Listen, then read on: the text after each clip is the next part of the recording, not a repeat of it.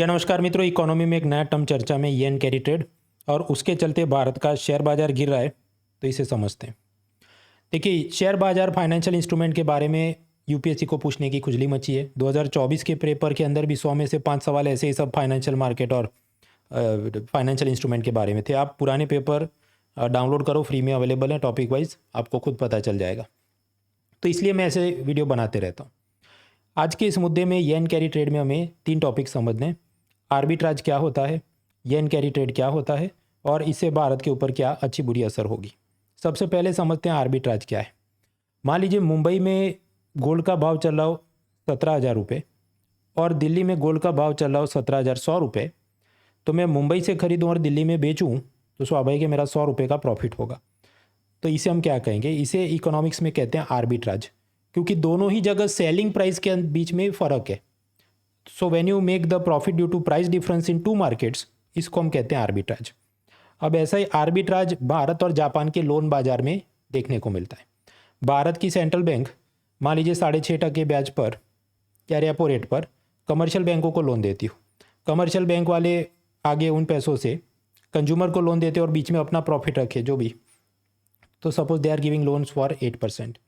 सामने bank of Japan वो एकदम ऑलमोस्ट 0% ब्याज पे अपने कमर्शियल बैंकों को लोन देती है, क्योंकि उनको अपनी इकोनॉमी को रिवाइव करना था। इसलिए 2007-8 की सब प्राइम क्राइसिस के बाद वो ऐसा ही कर रहे थे।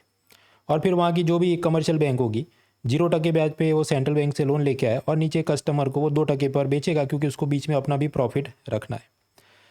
So now here you can see कि जापान में लोन इंटरेस्ट कंज्यूमर का वो मान लीजिए 2%, भारत के अंदर हो 8%। तो अगर हम जापान से लोन लेके भारत में वो किसी और को लोन दे दे तो बीच में 6% आर्बिट्राज बन जाएगा। तो इसे क्या कहें, इंटरेस्ट रेट आर्बिट्राज। तो आर्बिट्राज तो हमने समझा। अब दूसरा टर्म समझते हैं, येन कैरी ट्रेड क्या है।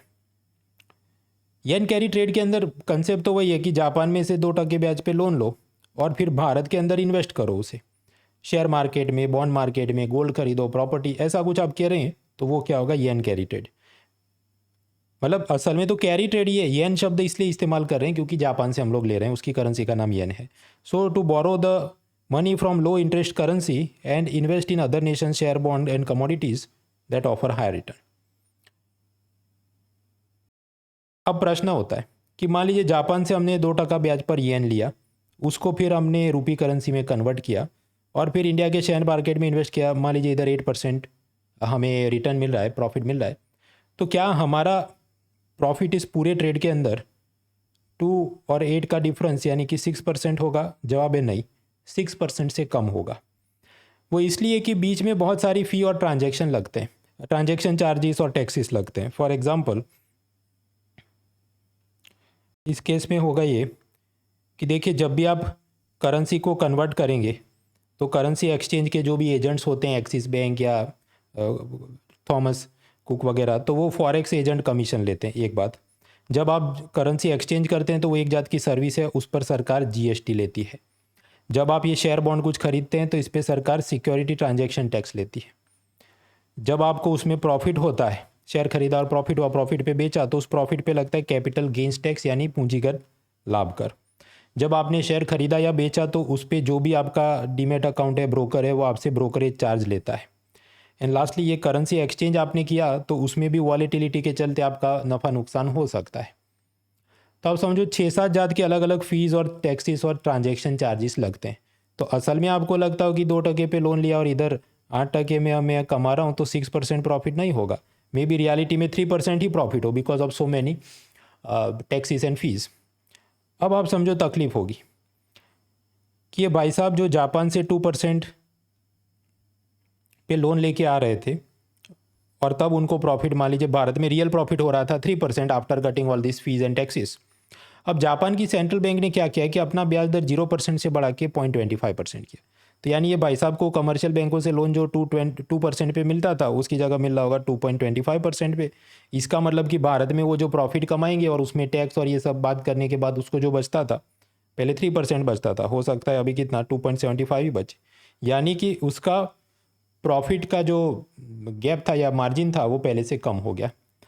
So now this person will panic कि भाई अगर 275 पे ही अगर कमाना है तो उससे तो अच्छा खुद ही बैंक के अंदर में फिक्स डिपॉजिट कहीं पे कर दूँ तो ज़्यादा कमा लूँगा, या मैं अमेरिका के ट्रेजरी बॉन्ड्स या ऐसा कुछ खरीद लेता हूँ। यानी कि ये जो येन कैरी ट्रेड था उसकी प्रॉफिटेबिलिटी पहले जितनी नहीं रही, तो अब यहाँ से अंडरग्राउंड होने का टाइम आ गया है। तो ये जितने ऐसे इन्वेस्टर थे धीरे धीरे करके भारत के शेयर बाज़ार से अपने शेयर्स को बेच रहे हैं, तो उनको रुपया मिलेगा, रुपये को येन में कन्वर्ट करके वो भाग रहे हैं। तो इसके चलते देखिए भारत का सेंसेक्स यानी कि 30 बड़ी कंपनियों का हम एवरेज निकालते हैं कि शेयर भाव क्या चल रहा है, तो वो गिर गया। उसी तरह टोक्यो का निक्केई इंडेक्स जिसमें शायद 225 कंपनियों का प्राइस मॉनिटर किया तो वो भी गिर गया। So this is the problem, क्योंकि ये ऐसे सब इन्वेस्टर अभी भाग रहे हैं और वो किसी तीसरी देश में जाके चौथी कमोडिटी में इन्वेस्ट करने का सोच रहे होंगे। अब प्रश्न दो होते हैं, एक जापान की सेंट्रल बैंक ने ऐसा क्यों किया, और दूसरा कि इससे भारत को क्या नुकसान होगा। देखिए अमेरिका में 2007 के अंदर आई सब प्राइम क्राइसिस, जहाँ पर उनकी बैंकों ने ऐसे लोगों को लोन दिया था जिनकी लोन चुकाने की औकात नहीं थी और पूरा मार्केट कोलैप्स हो गया। उसके बाद उसके जो आफ्टर शॉक में पूरी दुनिया की इकोनॉमी कोलैप्स हो गई।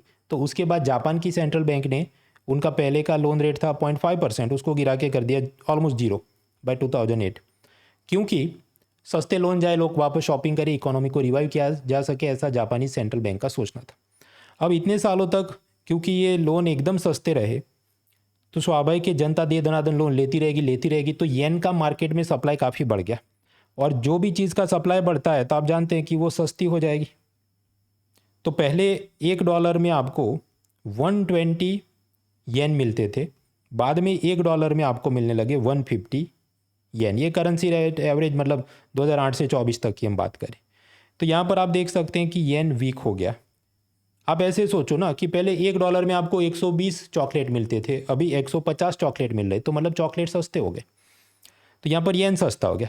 अब ऐसा लंबा चलेगा तो ये जापानीज़ इकोनॉमी के हक में नहीं होगा, क्योंकि वो बाहर से जितना माल इंपोर्ट करेंगे वो उनके लिए ज़्यादा महंगा पड़ेगा, तो इन्फ्लेशन की समस्या। इसलिए अब उनकी सेंट्रल बैंक सोच रही है कि भाई जापान की लोकल करेंसी येन बहुत कमज़ोर हो चुकी है and we need to stop this, हमें इसको वापस थोड़ा स्ट्रॉन्ग करना पड़ेगा। और इसलिए उन्होंने अब क्या किया कि जो जापानीज़ रेपो रेट या लोन इंटरेस्ट रेट थे उसको बढ़ा के 0 से बढ़ा के 0.25% किया है।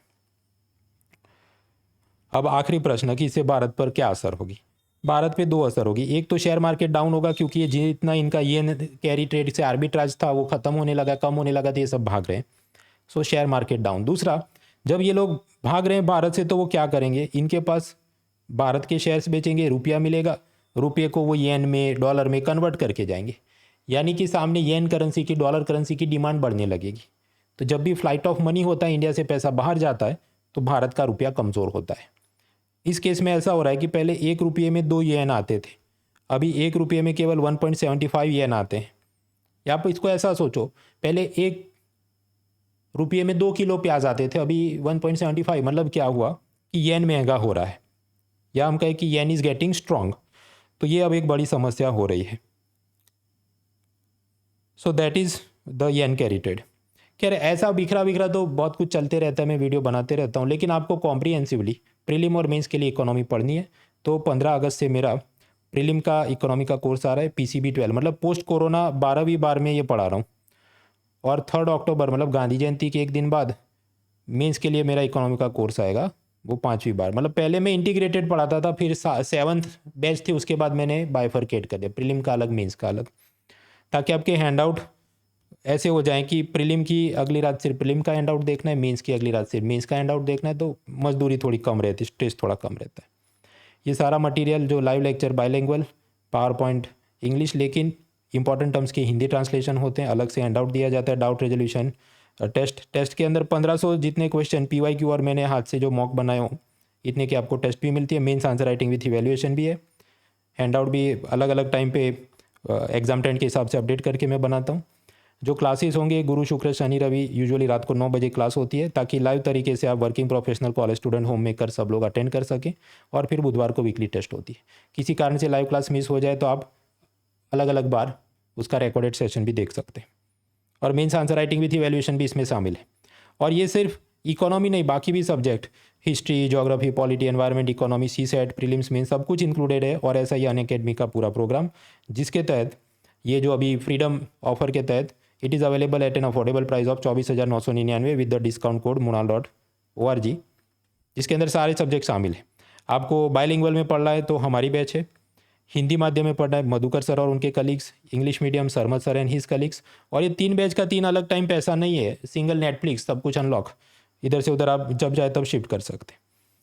इसके अलावा इस रविवार 11 तारीख को तैयार हो जाइए Unacademy UCSC civil service test कि जिसके अंदर करीब वो 50 क्वेश्चन होते हैं और आप उसमें रैंक लाए तो आपको laptop, mobile, Amazon gift vouchers और अनअकैडमी के कोर्सेज पर अप टू 90% की स्कॉलरशिप भी मिलती है।